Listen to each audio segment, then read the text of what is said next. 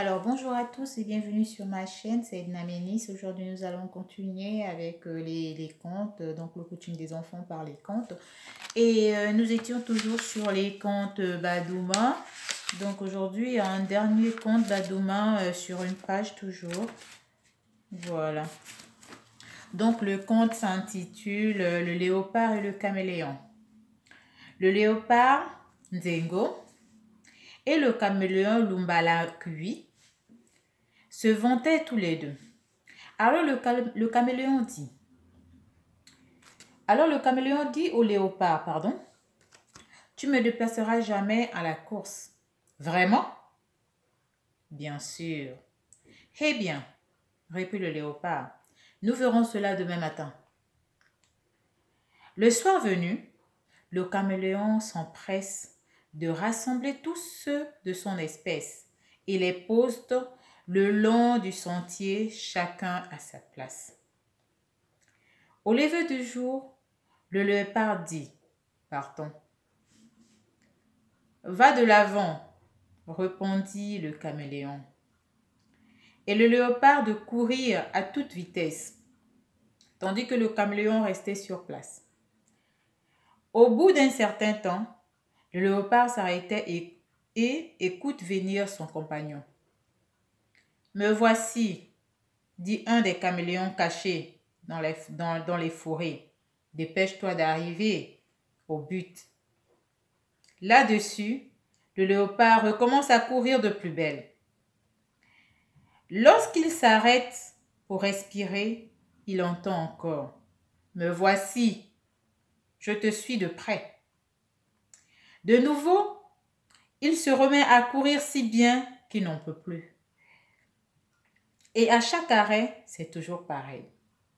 Conclusion, hors d'haleine et épuisé de fatigue, il se décide finalement à rentrer au village et dit à ses enfants et à ses petits, retenez bien ceci, ne vous vantez jamais de gagner le caméléon à la course. Alors,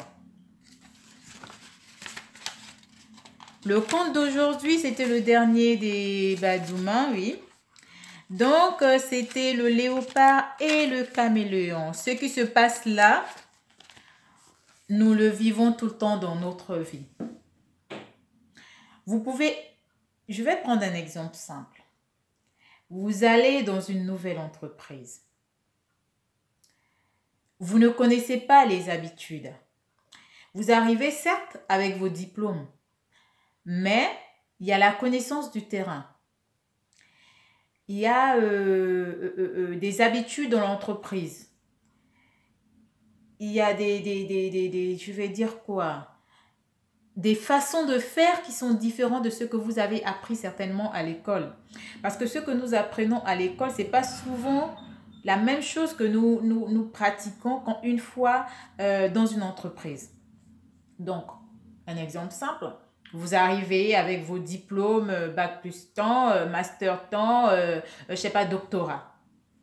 Et vous vous rendez compte que en fait, votre chef, vos chefs hiérarchiques, il n'est pas diplômé. Ou alors, il a un diplôme inférieur au vôtre. Et vous, imbu de votre personne, fier de ce que vous avez comme diplôme, vous voulez le montrer à tout le monde. Vous voulez dire à tout le monde que vous êtes plus gradé, vous avez un diplôme supérieur à celui que le directeur a. Et vous, sans chercher à comprendre, sans chercher à savoir comment tourne l'entreprise, vous voulez le défier. C'est-à-dire, vous lui portez correction devant les gens, vous montrez ses erreurs, vous montrez ses lacunes, on va dire ça comme ça, en réunion, en fait, vous l'exposez. Mais ce que vous oubliez, c'est que lui, il a des années d'expérience. Il connaît l'entreprise, il connaît les employés. Il n'a certes pas tous les diplômes que vous avez, mais il a des années d'expérience avec lui. Il connaît comment négocier. Il connaît comment parler à tel fournisseur, comment parler à tel autre vendeur. Mais vous, vous arrivez parce que vous avez des diplômes. Vous vous dites que vous êtes supérieur à cette personne. C'est un exemple typique. Alors, vous voulez le défier, c'est en quelque sorte ça. Mais vous ne savez pas que lui, avec toute l'expérience qu'il a eue, c'est un petit malin aussi. Il a des astuces. Comment faire pour atteindre tel objectif, il sait comment faire. Pendant que vous essayez d'appliquer ce que vous avez appris à l'école, donc pour vous, mais lui, il a des raccourcis. Il a des petites astuces. Il sait comment faire. Il sait comment jongler. Et vous, quand vous êtes arrivé à cette entreprise, au lieu d'apprendre, vous vous êtes mis en défi. Donc, vous avez voulu le défier. Et finalement, on se retrouve avec des situations de telle sorte qu'il y a des personnes qui n'évoluent pas en entreprise. Ils sont tellement imbus de leur personne. Pour eux, ils sont convaincus qu'ils connaissent plus que les autres. Mais ils sont surpris, ils n'évoluent pas.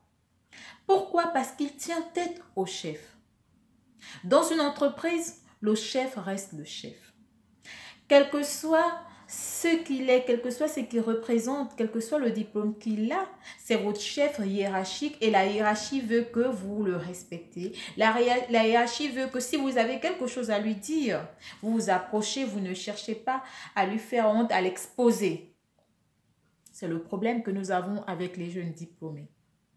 Et ce compte, il tombe bien pour dire les anciens restent les anciens. Un ancien, c'est quelqu'un qui connaît. Un ancien, c'est quelqu'un qui sait. C'est quelqu'un chez qui vous pouvez aller apprendre. Ce conte, on peut l'adapter à beaucoup de situations. En dehors de l'entreprise, on peut le retrouver aussi dans nos maisons. Nous sommes des parents aujourd'hui. Nous mettons nos enfants à l'école. Mais une fois que l'enfant arrive, souvent nous avons des situations quand l'enfant arrive au village, il ne veut plus respecter les interdits. Pour lui, il a appris des nouvelles choses et il vient te parler de tout en te parlant de la science. Or, nous savons que dans nos traditions, il y a des interdits, il y a des rites, il y a des coutumes que nous devons respecter au-delà de la science. Ça aussi, on peut tirer une morale de ça en parlant de ça aussi. C'est pas parce que tu es allé loin, c'est pas parce que tu as découvert des choses que ce que tes parents te disent, que ce que tes aînés te disent aujourd'hui n'ont plus de valeur. Et aussi, on peut encore revenir dans ce conte en disant, on ne défie pas les aînés. On ne défie pas les aînés. On cherche à apprendre d'eux, on cherche à connaître comment ils font. On apprend d'eux. On ne les expose pas. On ne les défie pas. On les respecte. Certes, il y a des moments où un aîné, quelqu'un qui est plus âgé que toi, peut dire quelque chose qui n'est pas bon. Quelque chose qui n'est pas vrai. Ça peut arriver. Et il y a ces cas-là, c'est des cas réguliers. Mais tu n'as pas besoin de lui faire une remarque devant les gens. Tu n'as pas besoin de l'exposer, de faire en sorte que, de montrer à tout le monde que c'est toi qui connais, lui, il ne connaît pas. Non. Le respect, ton respect passe par le respect des autres. Si tu veux qu'on te respecte, commence à respecter les autres. Et dans notre tradition africaine, on respecte les aînés pour ce qu'ils sont, pour ce qu'ils apportent, parce qu'un aîné, c'est un baobab dans un village. Alors, on va dire en un mot que moi, je vois ce conte un peu comme le respect. Ça ne sert à rien de se bomber devant quelqu'un. Ça ne sert à rien de défier, parce que tu ne connais pas les ressources de cette personne. Tu ne connais pas comment cette personne peut faire. On a vu, il a défié le caméléon, mais le caméléon était malin. Il avait des stratégies que lui ne connaissait pas. Donc, C'est un peu ça. Vous êtes libre de mettre des commentaires. Si vous voulez, on peut en discuter.